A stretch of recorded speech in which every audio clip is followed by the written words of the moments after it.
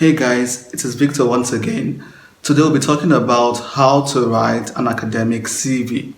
Usually while applying for jobs, we are often advised to tailor our CV to the particular vacancy or the particular position we're applying for. So we can do the same for our CV.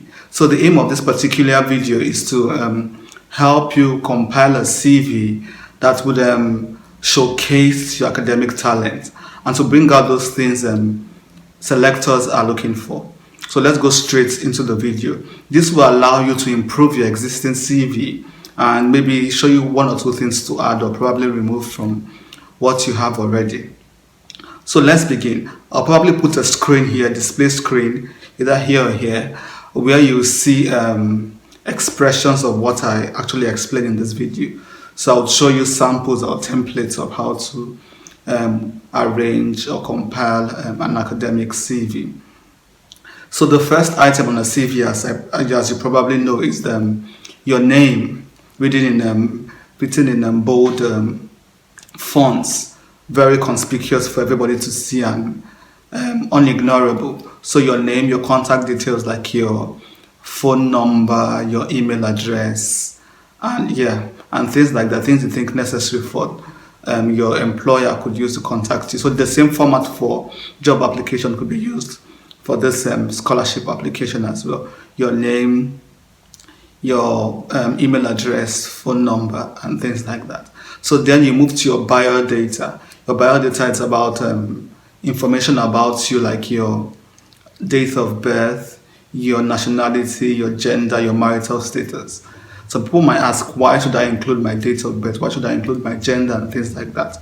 Well, for scholarships particularly, these information are used by selectors and scholarship committees. In case there's a quota, for instance, a male and a female quota, your specification of your gender would help them categorize you. Also, some scholarships also give reports every year about the number of applicants, the number of those that were male or female, their age bracket. So when you put this information out already, you make their job a little bit easier for them.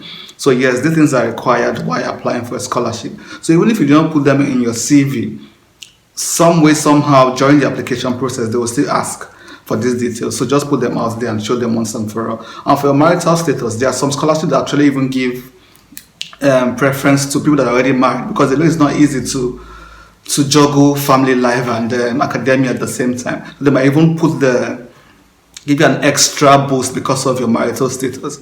And in a country like Germany, where I am presently, there are lots of scholarships that favor married people. They will give you funding to bring your family members, especially your immediate family members, that's your spouse and your children, over. So this is a relevant information to add in your international application profile, especially in your CV while applying for a scholarship. So the second thing you should put there is your academic achievements, and this is how you should do it. You should arrange your academic achievements according to the descending order. So from the most recent academic achievements to the latest. Yeah, is that correct? Yeah, I think so. From the recent to the furthest academic achievement. So first you begin with the name of your degree. Is it a BSc or a BA? And I think you should also spell that out. Maybe Bachelor's of Arts or Bachelor's of Science in this particular course. And the name of your university is also important. Put that there. Then this is something some people leave out. Your modules, that's the particular courses under this broad course you did. So probably if you're doing something like data analysis, what are the sub courses? Like what data processing and other things that you did under this particular course. There are also samples I will give. For instance, like I studied philosophy for my BA, so courses like metaphysics will be there, social political philosophy will be there, history of philosophy will be there. So the major modules I did in that course will be there. Also put the duration of the course from when to when. Is it a 3-year course or a 4-year course? You could also add your grade, your final GPA or your grade. Was it a first class? Was it a second class?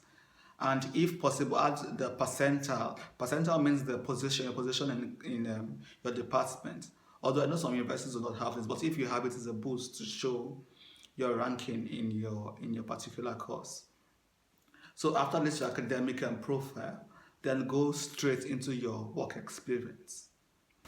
And as usual, you mention your particular position, the organization you worked, how long you stayed there. Then you could give bullet points of the particular activities you performed in this organization. Did you take minutes? Did you welcome visitors? Were you a project manager? What particular things did you do? So you could put them there in bullet points. And actually, I'm targeting 2 pages because most scholarships and universities require just a 2-page CV. So always target 2 pages while you're putting down your information. So if they require more, good, that's good for you. But most universities I've come across require at most 2 pages. So try to summarize and hit the nail on the head. So your position, the organization you worked for, the duration, then the particular activities that you undertook. So you could also put certified courses or certified bodies that you belong to. For instance, probably you belong to a body of engineers or of accountants or of teachers, of journalists. You could also put that there. I'm part of this particular certified body and from this time to this time. Then you go straight to your research skills. This is especially for those who are big on methodology. For instance, those again in data processing, in big data, in mathematics. Probably this is where you show your skill about Stata, R, or Python, or those data processing packages. So show how proficient you are in them and itemize them. So if you're not into data processing, also show your research skills. You might be good in interviewing, in surveying, in qualitative data analysis, in discourse analysis. So this is where you also itemize your strengths. Then you go to your conferences. This is also something that some people are not used to, especially those probably just new out of the university. They've not attended any conference or presented in any conferences. But probably you've had a class presentation or you presented somewhere in an academic institute. It might be your department. So you could put there, I presented this particular topic in this particular department, supervised by this particular professor. That might be a way of covering that gap. Then there's also language proficiency. So if you speak several languages, also a strength when it comes to applying for scholarships. And if possible, put the particular your level of proficiency. So are you a native speaker? Usually they categorize language proficiency from A1 to I think C2. Especially if you've taken professional exams or professional English tests or language tests like the IELTS or the TOEFL. There's a way they categorize proficiencies. So if you can look for where you fit in. And better still, if you've taken this exam, you can put your score there that, I'm proficient in English and this is my score according to TOEFL or according to IELTS. And you could put your native language there. That is not, if your native language is not English, that's also fine. I think the more language you know, the better for you, especially if you're applying for courses that require this international outreach, like international relations, global politics, things like that. The more languages you know, the better for you, because you would be able to cover a vast number of countries, especially non-English countries as well.